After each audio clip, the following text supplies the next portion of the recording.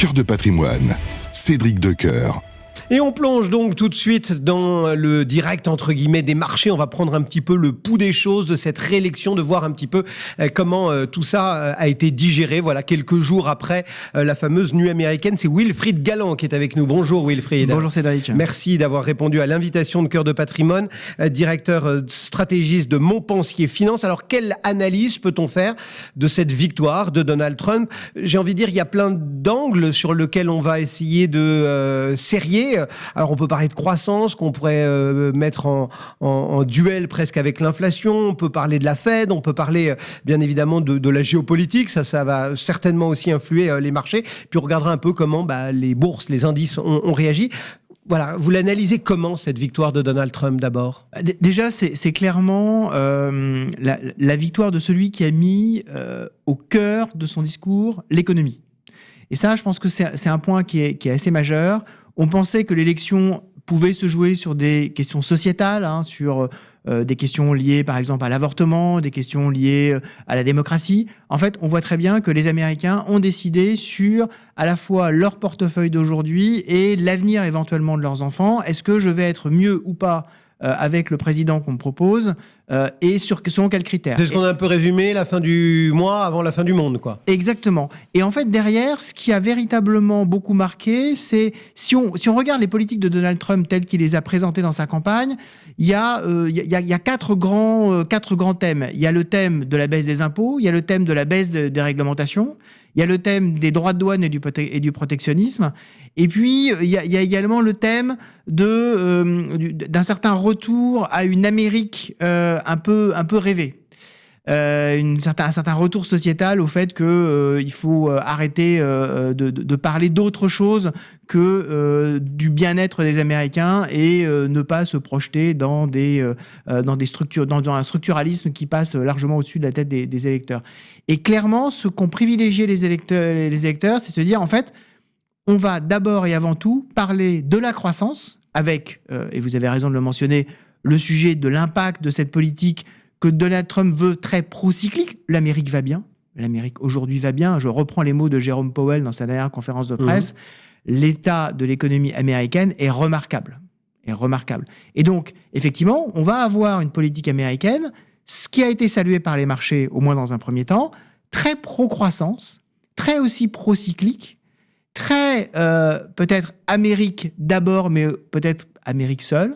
Donc, comment est-ce que tout ceci va s'articuler ? Pour l'instant, les marchés ont dit « ça va bien se passer ».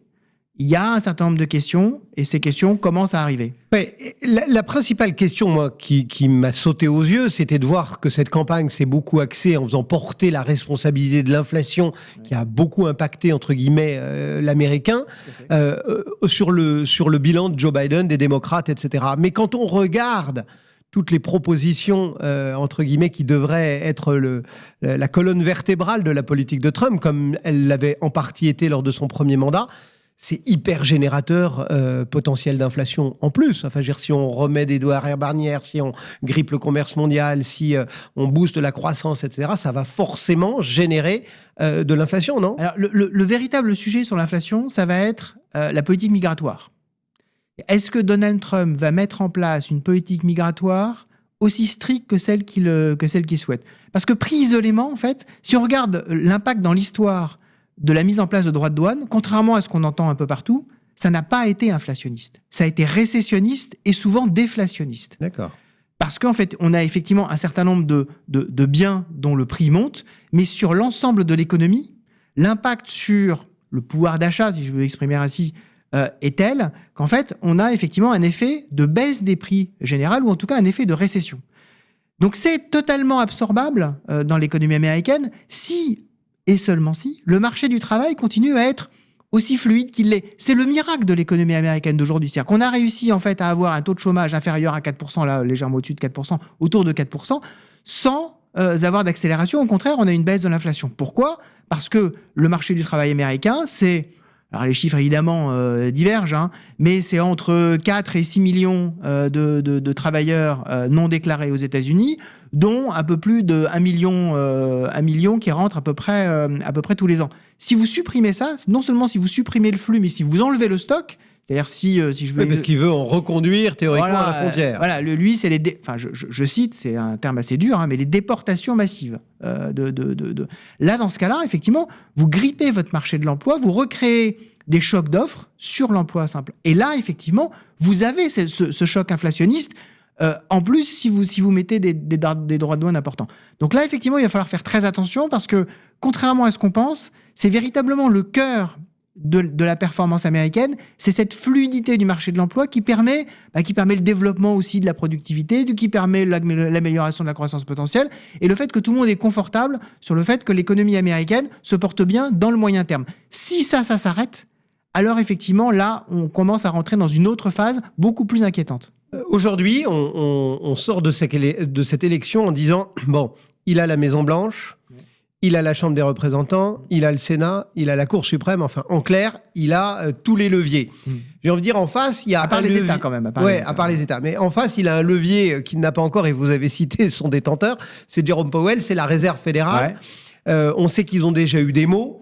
Oui. On sait que la Fed était est engagée dans une trajectoire de remontée des taux.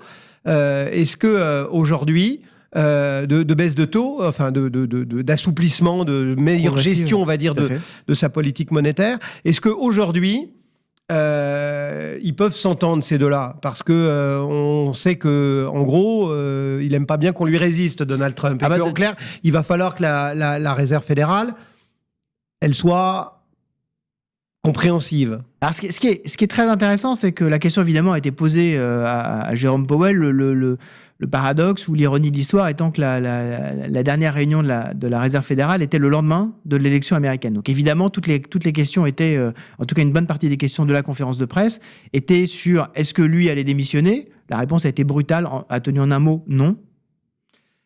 Et est-ce que Donald Trump avait les moyens de le faire partir? Et la réponse de Jérôme Powell, qui a répondu très clairement, il a dit « Ce n'est pas permis dans le régime de droit que nous avons aujourd'hui. Not permitted under the law ».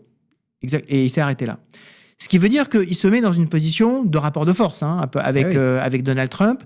Ce qui sera important de voir, c'est comment est-ce que Donald Trump va essayer d'influer sur l'environnement de la Réserve fédérale américaine. Il l'a déjà fait par des tweets, par des propos, par des interviews, sachant que la Réserve fédérale américaine, pour changer ce mode de fonctionnement, il faut un changement du Federal Reserve Act, et il est très peu probable, compte tenu de l'environnement politique aux États-Unis, que ce Federal Reserve Act soit changé. Vous rappelez effectivement le pouvoir législatif dans les mains des républicains. Sur la Chambre, c'est assez limite. Sur la Chambre, on va avoir à peu près 220 contre 215.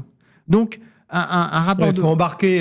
Donc, pour embarquer des républicains qui seront un peu plus traditionnels, ce sera difficile. Mais en tout cas, ça va être le cœur de l'attention des marchés. Les marchés détestent quand on déstabilise ce système-là, qui est le cœur du système financier américain et mondial, c'est le dollar. Si vous déstabilisez le dollar, alors, effectivement, il y a un très gros problème. Donc, il va falloir qu'ils trouvent un moyen de fonctionner ensemble. Finalement, ils ont réussi dans la première partie dans le premier mandat de Donald Trump. Est-ce que ça va continuer à être le cas? Il va falloir véritablement suivre ça. Vous avez totalement raison. Sauf que si, à un moment ou à un autre, l'inflation repart, il faudra que Jérôme Powell change son fusil d'épaule. Absolument. Grossièrement ou non de taux. Enfin, voilà, d'où l'importance, effectivement, du suivi de la politique migratoire. Si ça n'est pas le cas, Jérôme Powell, il a deux mandats. Il a maximum employment et la partie stabilité, la stabilité des prix. Si effectivement on commence à avoir des instabilités sur le marché du travail qui est trop tendu, là Jérôme Powell sera obligé d'intervenir. Si c'est pas le cas, il peut maintenir une certaine ambiguïté. Donc là, on va peut-être avoir une espèce de levier de négociation pour dire oui, effectivement, vous devez, pour les caméras, mettre peut-être un certain nombre de cars en place en disant vous allez voir ce que vous allez voir, la frontière va être enfin gérée. Il va falloir faire attention de ne pas trop déstabiliser l'économie américaine. C'est quand même là-dessus que les électeurs se sont prononcés aussi. Oui, pour revenir à une politique migratoire beaucoup plus restrictive, mais oui, surtout à un marché de l'emploi qui fonctionne bien. Ouais, et à une grandeur de l'Amérique, etc. Et une grandeur de l'Amérique. Alors, cette grandeur de l'Amérique, elle se mesure aussi peut-être sur le reste de la planète. Ouais. Et là, c'est vrai que la dernière fois, il est arrivé, il n'y avait pas de guerre, il n'y avait pas de guerre commerciale, donc il a pu allumer une guerre commerciale tranquillement parce qu'il n'y avait pas de conflit. Ouais. Là, il revient, il n'y a peut-être plus tout à fait de guerre commerciale, mais il y a des vrais conflits, Oui, tout à des fait. vraies guerres. Comment est-ce que vous voyez, en tant qu'économiste, ce deuxième mandat démarrer avec la Chine, avec la Russie, avec le Proche-Orient? On est vraiment, avec Donald Trump... J'ose pas dire avec l'Europe, parce que... Non, mais on est vraiment dans une logique très transnationale. L'Europe, on est gentiment qualifié de mini-Chine. Hein, c'est hyper sympa. Voilà. L'Europe, c'est la mini-Chine pour Donald Trump. Bon, formidable. On se sent valorisé tout de suite. On a véritablement un sujet avec Donald Trump sur son approche des relations internationales, qui est une approche qui est très transactionnelle. En fait, Donald Trump revient à une tradition de la diplomatie américaine qui résonne beaucoup aux États-Unis, qui est la tradition d'Andrew Jackson. Andrew Jackson, c'était le président en 1836. C'est le premier qui a dit « Moi, je suis prêt, par exemple, à mettre au service de l'économie l'armée américaine à condition d'avoir véritablement un retour pour les Américains. » Donc, c'était le premier à avoir, après la période virginienne, George Washington et des pères fondateurs, une vision qui était très, effectivement, America First. Et Andrew Jackson, c'est celui dont Donald Trump se nourrit. C'est lui dont le portrait a été remis dans la Maison-Blanche, parce que c'est quelqu'un d'assez controversé, en fait, aux États-Unis, même si tous ceux qui sont allés aux États-Unis connaissent à peu près son image, parce que c'était l'image des billets de $20. Mais on est véritablement là-dedans avec Donald Trump. Donc, est-ce qu'il va réussir à maintenir justement tous ces équilibres avec des gens qui sont un peu imprévisibles? Peut-être. Mais ça rend le monde plus incertain. Ouais. Et ce prix-là, je pense qu'on n'est pas encore véritablement équipé pour l'évaluer véritablement. Cette incertitude née de l'imprévisibilité que lui-même revendique. Il dit « Moi, je suis imprévisible, donc mes interlocuteurs vont se plier à mes desiderata parce qu'ils savent que je suis prêt à faire n'importe quoi. » En termes de gestion de négociation, vous partez quand même sur un périmètre un peu compliqué. Ça rend le monde plus incertain. Ça rend aussi peut-être un certain nombre de conflits. Ça va les remettre en lumière. Et il ne faut pas oublier que Donald Trump, c'est celui qui a permis de signer les accords d'Abraham au Moyen-Orient, et donc d'avoir une certaine légitimité d'Israël, stabilité aussi de la région. Ça n'a pas trop mal marché dans un certain nombre de cas. Donc regardons avec curiosité, peut-être un peu de prudence, mais beaucoup d'esprit d'ouverture, parce que peut-être qu'effectivement, il y a un certain nombre de choses qui pourraient avancer plus facilement qu'avec une approche très multilatérale classique. Est-ce que tout n'est que Trump sur votre Pas totalement. bureau quand vous arrivez le matin, ou est-ce qu'il y a d'autres éléments que vous regardez, que vous considérez pour appréhender finalement le contexte financier de cette fin d'année? Je pense qu'il y a deux éléments importants. Le premier, tout le monde le sait, c'est comment est-ce que la Chine va piloter ces nouveaux équilibres économiques. Est-ce qu'on va enfin avoir une véritable relance de la demande? C'est en train peut-être un petit peu d'arriver. Les dernières statistiques sur les ventes au détail en Chine étaient bien plus favorables qu'attendu. Donc même si le reste de l'économie va pas très bien, peut-être qu'il y a un certain élan là-dessus. Et la Chine, c'est le deuxième moteur de l'économie mondiale. Donc là, il faut regarder. Et l'autre élément qu'il faut véritablement regarder, pour l'instant, il est très rassurant, c'est le prix de l'énergie et le prix du pétrole. D'accord. Contrairement à ce qu'on imaginait avec les tensions géopolitiques dont on parlait à l'instant, on n'a pas de tension sur les prix du pétrole. Et quand on regarde, par exemple, l'évolution de l'inflation, par exemple en Europe, l'inflation en Europe, elle suit le prix du Brent avec un décalage de 8 mois. En fait, vous prenez la courbe du Brent, vous prenez la courbe de l'inflation avec un décalage de 8 mois, c'est quasiment la même courbe. Donc, c'est très important d'avoir une stabilité des prix de l'énergie. On a parlé de la stabilité monétaire avec l'inflation.